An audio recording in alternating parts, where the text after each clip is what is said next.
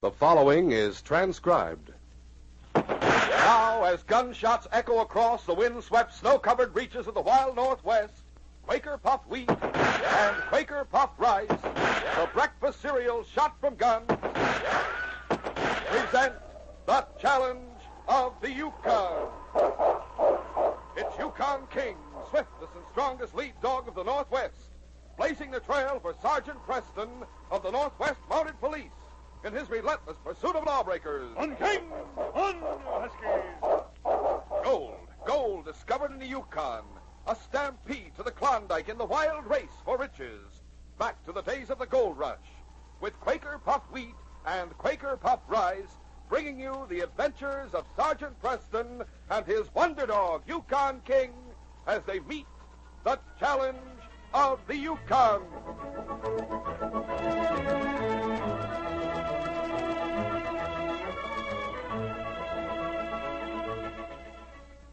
Listen, if you say Quaker puffed wheat and Quaker puffed rice are the swellest tasting breakfast cereals you ever ate, then try a heaping bowlful of crisp, tender, delicious wheat or rice shot from guns, topped with fruit and good, rich yellow cream.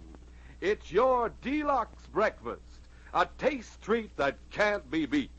Fruit and smooth, rich cream on Quaker puffed rice or Quaker puffed wheat. Enjoy it tomorrow morning.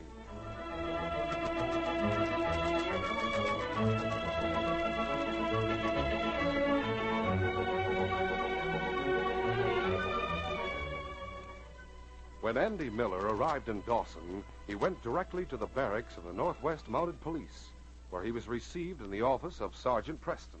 Sergeant, my name's Miller. Andy Miller. Glad to know you, Andy. What can I do for you? I was told to report here when I arrived in Dawson. Here are my papers. Oh, you a new recruit in the force? No, sir. The papers will explain. Huh? Oh, I see. When were you paroled? A month ago. I asked permission to come to the Yukon and got it. I was told I'd have to report once a month to this barracks. That's right, Andy. What do you plan to do now that you're here? Anything to get a stake, and I want a prospect for gold. There's an employment office a block down the street. You might find something there. I saw the list of jobs on the board they had out front as I came here, Sergeant. There were several I could handle, but they're all out of town. Well, that's all right. You don't have to stay in Dawson. I have to report here once a month. We can arrange for you to report to a constable wherever you go. Gosh, that'd be fine. As soon as I have supper, I'll go over to the employment office and get one of those jobs. Let me know where you're going when you get the job. Yes, sir, I will. But remember one thing, Andy. What's that, Sergeant? Don't get into trouble. Of course. You realize if you do, it would be a violation of your parole. You'd be sent back to prison. I understand. I'll stay in the clear, Sergeant. Andy Miller entered the Borealis Cafe and took a seat at one of the corner tables where he could watch the crowd of gold seekers and adventurers who jammed and milled along the long bar and tables. He was so absorbed in the carefree excitement of the cafe that he didn't notice one of the waitresses standing beside his chair, studying his face. He wheeled in surprise when she said, Hello, Andy. Lila, I can't believe it's you. I was just as surprised to see you. Oh, sit down. I've got to talk to you. Sorry, Andy, but it's against the rules. The boss won't stand for waitresses fraternizing with the customers. Oh, you can explain. I'm an old friend? No, Andy. It's against the rules while I'm on duty. But my day's up in 10 minutes. I'll change clothes and come back then. Good. Send another waitress to take my order. All right, but I'll clear the table first. I'll be back in 10 minutes, Andy. I guess we both have questions we'd like answered. Yes, I guess we have, Lila. As Lila cleared the dishes from the table, Andy Miller saw the ring on her finger. He thought that she had intended him to see it before she came back to talk to him. He was eating his supper when she finally returned and sat down across from him. After a few questions about his arrival in Dawson, she asked, Why did you disappear, Andy? We quarreled, didn't we? Oh, yeah, but it wasn't that serious. You must have had some other reason. Was it another girl? No. And you can believe me. I do. But where did you go? I tried to find you for more than a year. I'm glad you didn't. Why do you say that? Oh, nothing. When were you married, Lila? 6 months ago. Just before we came up here. Are you happy? Of course. Why shouldn't I be? Glad you are. I could never have made you happy. Who is he? His name's Nick Hall. Prospector? No, he's a gambler. Oh, here he comes now. He must have been waiting at the door for me. He does every night. Hello, Nick. I'm sorry I'm late, but I just met an old friend, Mr. Yeah, so one of the boys told me. I thought I'd better come and see for myself. Now, Nick, don't get sore. He's an old friend. Shut up. and She's not lying to you. We've known each other since we were kids. I just hit town and came in here to eat. I recognize I warned you, Lila, that if I ever caught you making a play for somebody else, Why, you dirty rat. keep out of this. I'll settle with you later. I'll settle now. That'll hold you. Andy, why did you do it, Andy? So that's your husband, huh? I don't think much of him. I'll get you for that. Hey, cut out the roughhouse, both of you. It's the boss. You better get out, Lila. It'll mean trouble for you. You better mean trouble for her, mister. She's fired. Now, let me explain. She's not to blame. I saw all I want. Now, Nick, I'll take your wife and get out of here. As for you, mister... Hey, take your hands off me. Somebody call the police. I saw this Chichaco hit Nick Hall. Oh, don't call the police. They have reasons to hit Nick. Oh, so you had reasons. Cut it. Call the police. I'll have the two of them locked up. Hold! Hold! A new strike's been made! Run, Andy, run! Goodbye, Lila. I'll see you again. Hey, come back here. Grab him. Grab him. As the cry of gold rang through the Borealis Cafe, the crowd forgot the fight between the gambler and the tenderfoot and turned to gather around the man who had brought the exciting news. In that instant, Andy remembered Sergeant Preston's last words, "Don't get into trouble." But he had gotten into trouble, and he knew what it would mean. He had no desire or intention of going back to prison. He fled with the crowd as it jostled and jammed its way to the street. Where's the strike? Up in the Rainbow Hills, the creeks are full of gold. Hold! A new strike's been made!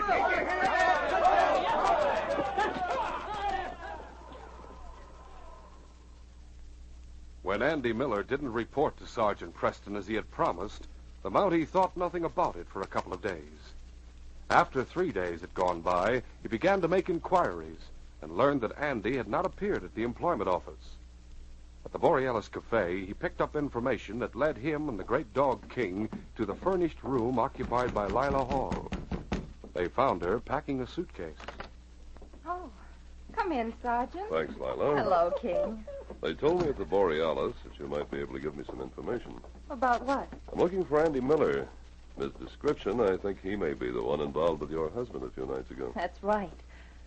Are you going to arrest him for that? No, I'm looking for him about another matter. You know where I can find him? No, I don't, Sergeant. Would you tell me why you want him? He's on parole. He may have violated it. Parole. Yes, he served 2 years in Quebec prison. That explains it. Oh, why didn't he tell me? Explains what? Sit down, Sergeant. I'll tell you what I can about Andy. Well, I wish you would, Lila. Lila told how she had been engaged to marry Andy Miller, how they had quarreled, and how soon afterward he had disappeared. I waited for more than a year, but I heard nothing. And I thought I'd never see him again. So I married Nick Hall. Now I know why I didn't hear from Andy. Yes, he was in prison and didn't want you to know about it. Of course. If he'd only told me, I would have understood. But, Sergeant, Yes, Lila. how has he violated his parole? He was supposed to let me know where he was going before he left Dawson. He must have been afraid after the fight with Nick. Yeah. The boss of the Borealis was going to have him and Nick arrested for creating a disturbance. Where is Nick? Oh, when the crowd in the cafe stampeded for the new strike in the Rainbow Hills, he joined him. I see you're packing. Where are you going? I got a letter from Nick this morning. He begged forgiveness and asked me to send him some money. Since I have no job now, I'm going to join him. Well, I won't detain you. I'll be making a patrol up that way soon. I may see you then. Oh, I hope so. But, What is it? what are you going to do about Andy? Nothing at the moment. From what I've learned, he didn't start the trouble with Nick. That's right. Nick started, and Andy was justified for hitting him. I'll give Andy a little time to think it over. He may decide to report to the constable where he is. If he doesn't do that in a reasonable You'll time... have to arrest him as a parole violator? That's right. Well, King, let's be going. I'll expect to see you and King in Rainbow Falls. We'll be there. Soon after his arrival in Rainbow Falls, Nick Hall had run into two old friends, Gyp Newton and Ollie Powell. What are you two guys doing up here in the Yukon? Well, things got too hot for us where we were. Me and Ollie decided we need a colder climate. But don't get any ideas about tipping off the Mounties, Nick. We know plenty about you. Don't worry, boys. I never squealed on anyone. Now that's agreed on. How are things with you? Not so good. I had to clear out of Dawson, and I landed up here broke. I've been trying to get a stake to start a game of my own. Maybe we could work out a deal with you, Nick. Yeah? Well, me and Ollie are sort of keeping out of sight. We have a cabin on the edge of town, and we have a little cash that's not working. If we staked you, how about cutting the profits 3 ways? That's a deal. How about staking the tin horn, Ollie? Suits me, Chip. You'll trust him. I guess I can, too. Good. But remember, Nick, don't try any double-cross. It's going to be a 3-way split, win, lose, or draw. I'll play it square with you, boys. You don't have to worry about me. We'll keep an eye on you all the same. When do I get the money? Here and now. Shell out your share, Ollie. Mm-hmm. Here's mine, $2,000. And I'm matching it. There you are, Nick. $4,000. Well, that ought to set me up in business. Yeah, but don't forget. We know how you deal the cards. We don't expect any losses.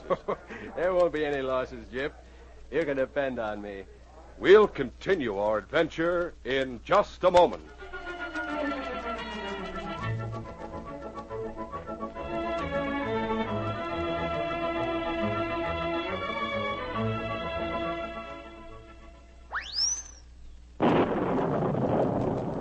Goodness gracious, what goes on here?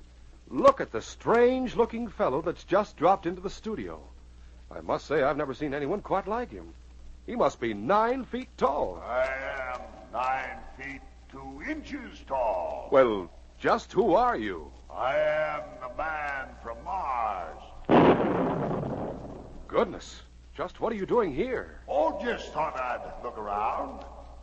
Say, what's that you got? Oh, well, these are packages of the swellest breakfast cereals you ever tasted.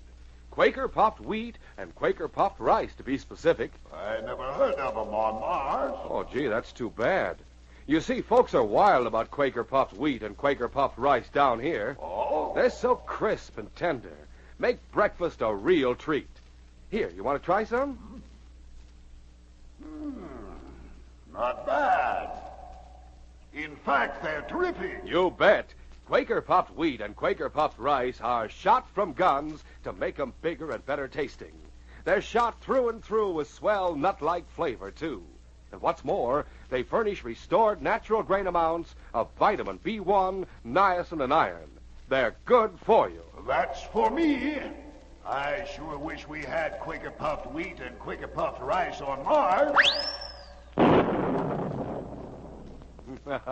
Well, sir, fellas and girls, you can be thankful that you don't live on Mars.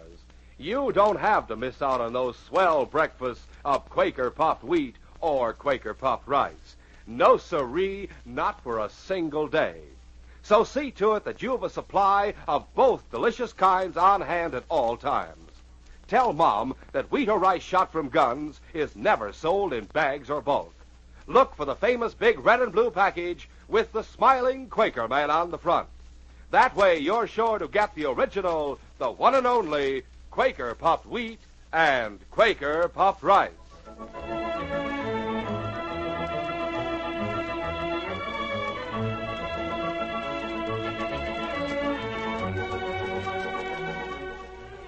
Now to continue. A few days after Lila Hall joined her husband in Rainbow Falls, she met Andy Miller for the second time. She found him in a cafe and immediately confronted him with what she had learned. Why didn't you tell me, Andy? You know I would have understood. I was afraid you wouldn't, Lila. I thought you'd never have anything to do with me once you found out I'd been sent to prison. It would have made no difference, even if you'd been guilty. What makes you think I wasn't guilty? I don't believe it. I know you too well, Andy. You're the only one in the world who doesn't think I'm guilty. It's too late to do anything about it now. You mean... You're married, Lila. You've got to forget me and how things used to be with us. It's all over. Yeah, I know it is. But I never want anything to happen to you. I don't want you to go back to prison. What makes you think I might? Well, you violated your parole. Sergeant Preston told me so. He knows where I am. I wrote him a letter when I got here explaining everything. Oh, I'm glad you did. I was afraid you'd try to hide because of the trouble you had with Nick and Dawson. No, I had a letter from the sergeant yesterday. He accepted my explanation as the truth, thanks to you. I told him how it happened. He told me so. He's coming up here in a couple of days. I'll report to him then. Andy, just despite the way things have turned out, we'll always be friends, won't we? You bet we will, Lila. The best of friends. Having no job to take up her time, Lila Hall occupied herself tidying the 2 rooms she and Nick called home. She was thus engaged when her husband came in unexpectedly. Oh, hello, Nick. What are you doing, Lila? Oh, I thought I'd straighten things up to make this place look more homelike. Doesn't need it. Get your coat and hat and go somewhere. Oh, Nick, what's the matter? I had a hard night last night. I got to get some sleep. I don't want anybody puttering around. All right. I haven't seen much of the camp since I got here. I'll put on my hat and coat and take a look around. And don't come back for a couple of hours at least. I won't. Take a good rest. You need it. She had gone but a short distance when she saw Sergeant Preston and King approaching. Sergeant Preston and King. Hello, Lila. Glad to see you. I was just taking a walk. I still haven't seen all of the camp. Looks like a real boom town. Oh, more and more people are coming in every day. Yes. King and I may have trouble getting quarters. You know of any place we could stay? You might try the 3rd house across the street. There was a boarding sign in the window early this morning. We'll do that, Lila. Oh, by the way, have you seen Andy Miller? Yes, I have. He told me he wrote to you. That's right. I have some important news for him. As soon as I get quarters, I want to see him. Would it be asking too much for you to go tell him I'm in town? Oh, I'd be delighted to do it, except... Yes? Well, I've never been in the section of camp where he lives. Would you let King go with me? I'd feel safer. Why, of course. How about it, King? Want to go with Lila? Does that mean yes or no? That means yes. Sometimes I think King likes the ladies. He's always willing to go with them. Well, then come on with me, King. We've got to find a friend. When I find Andy, I'll bring him to the cafe down the street. We'll be waiting for you there, Sergeant. Fine, Lila. I'll be seeing you. Come on, King. Meanwhile, Ollie Powell entered the cabin he shared with Gyp Newton at the edge of town. Gyp was playing solitaire, but looked up when his companion entered. Hello, Ollie. I'm glad you're here, Gyp. I was afraid you might be out. What's the matter? I was just uptown, and I heard something mighty interesting. About what? Nick Hall. Last night, that tin-horn gambler cleaned up a pile. Yeah? How much? I don't know exactly, but from what I heard, it was plenty. Maybe 50,000 or more. Wow. Didn't you ask him how much it was? No, he wasn't in the gambling place. Somebody told me he'd cleared out and gone home to take a nap. But I have my suspicions. Yeah, so have I. He's supposed to be on duty now. I don't trust him, Gyp. He should have come here and told us about making a cleanup. He agreed he would. I'm for going over to his rooming place and demanding our cut of the winnings right now. Yeah, so am I. I get on my park and we'll make a call on Nick Hall. He might get some idea about taking to the tall timber. I've been suspicious of him ever since his wife got here. I understand they're not on the best of terms. Yeah, he might take a notion to ditch her and us at the same time. Come on, let's go. Meanwhile, Nick Hall, instead of getting into bed to catch up on his sleep as he had told his wife, hurriedly packed a few belongings in a blanket roll and strapped on a heavy money belt containing his fabulous winnings of the previous night. Then, leaving by the back stairs, he made his way unseen to the alley and turned into the street. He had gone but a short distance when Gyp Newton and Ollie Powell closed in on each side of him. Hello, gambler. Huh? Oh, it's you, Gyp. Ollie. Where do you think you're going, Nick? Me? Oh, nowhere. That is, Hey, what's the idea? Don't let out a sound, double-crosser. This gun in my pocket's pointed at you. But what's the idea? Shut up and keep walking and keep a big smile on your face like you're having a good time. Where are we taking Gyp? To our cabin. Trying to do a sneak out on us, that tin horn. But come on, get going. When Lila Hall went to the district where Andy Miller lived, she learned that he had left his rooming house a short time before. Leaving word for him to see Sergeant Preston at once, she and King returned to the center of town and were about to enter the cafe to wait for the Mountie when... Lila! Oh, Andy. Easy, King. He's a friend fellow. Whose dog is that? Sergeant Preston's. We've been looking for you. I thought I'd seen that dog before. He must remember you, too. Oh, Andy, Sergeant Preston wants to see you. He has some important news, he said. Huh? Where is he? He's to meet us here at the cafe shortly. He went to find quarters. I'm glad he's not here now. I want to ask you something, Lila. What is it, Andy? Did you and Nick have a bust-up? No. We had no quarrel. Why? Did you know he cleaned up a small fortune last night? No. He didn't tell me anything about it. I was afraid he hadn't. He came home about 30 minutes ago and went to bed to get some sleep. I left so he wouldn't be disturbed. Then I ran into Sergeant Preston and... Lila, Nick didn't take a nap. He got you out of the place so he could get his things together and run out on you. I don't believe that, Andy. And why was he sneaking out the back going down the alley with a heavy blanket roll on his Now, head? Andy, please. I don't care if he wants to leave you. That's his business. But he's not going to leave you destitute in a boomtown.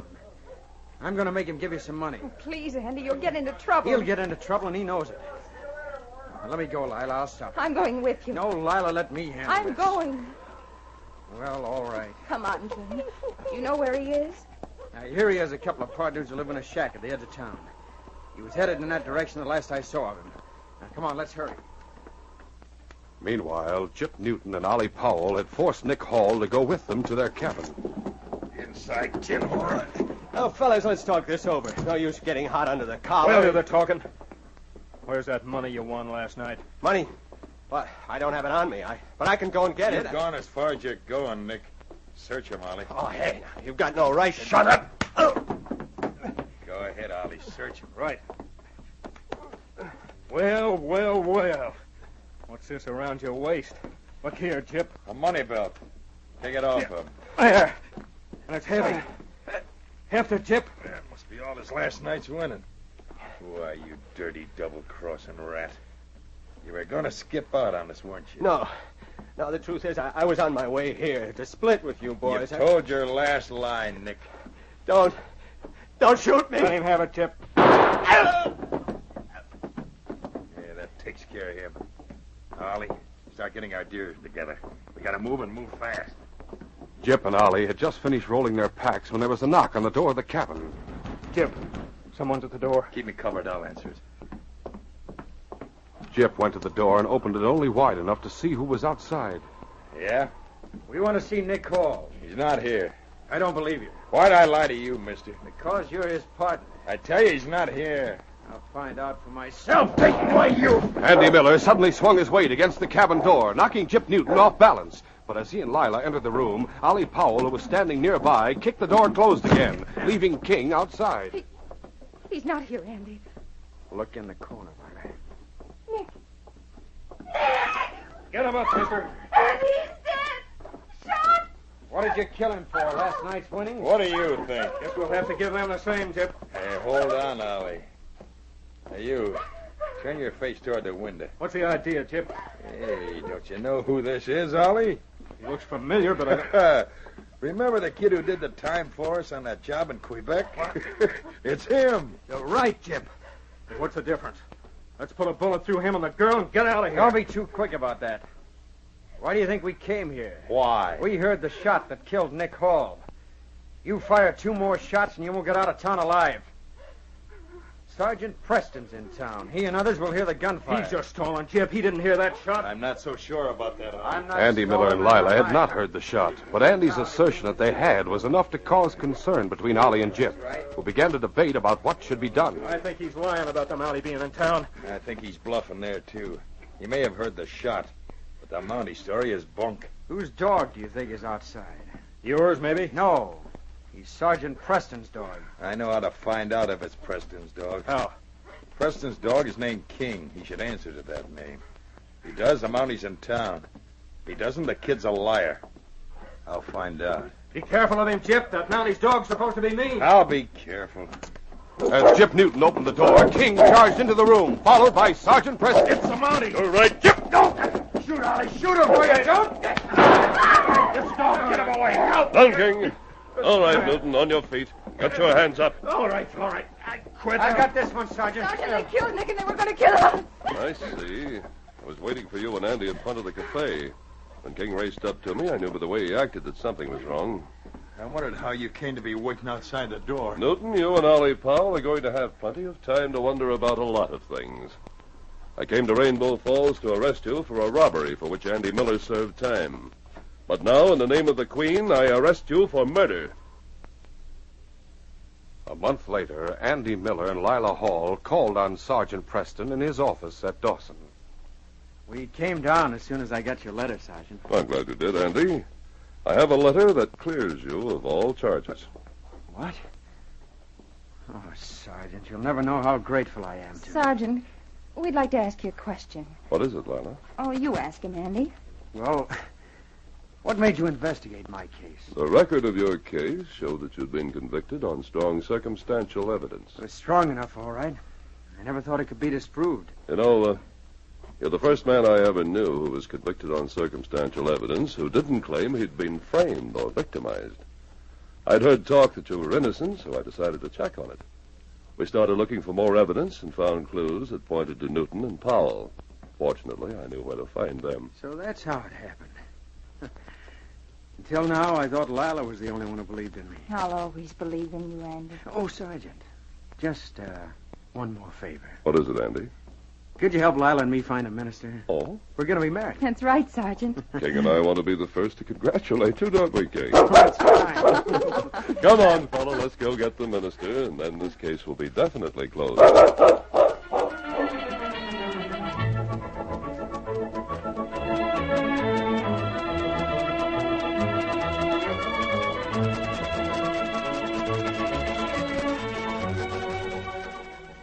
In just a moment, Sergeant Preston will give you a preview of Wednesday's adventure.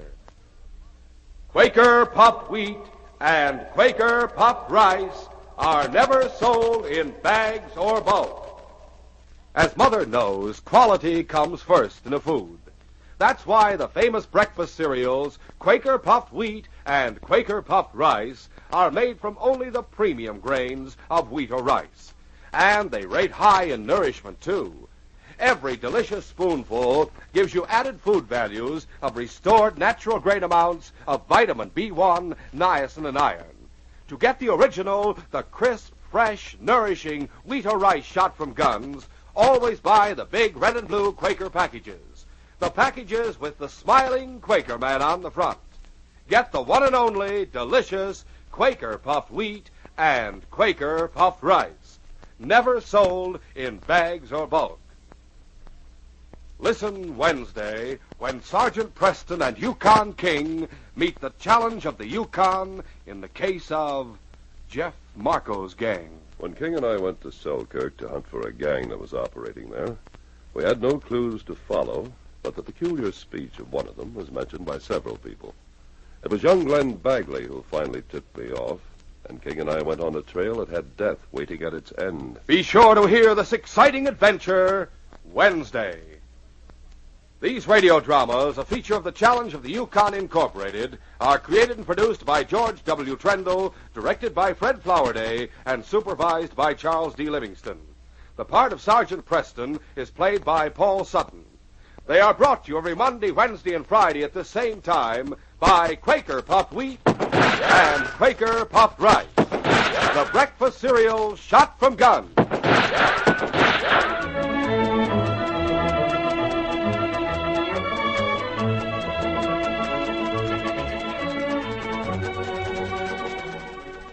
Your best bet for hot breakfast is Quaker Oats. The giant of the cereals is Quaker Oats. Delicious, nutritious, makes you feel ambitious. The giant of the cereals is Quaker Oats. Yes, if you want to be a star in sports and school activities, make your hot cereal Quaker Oats, 'cause Quaker Oats helps grow the stars of the future. You get more growth, more endurance from oatmeal than from any other whole grain cereal. Remember, Quaker and Mother's Oats are the same.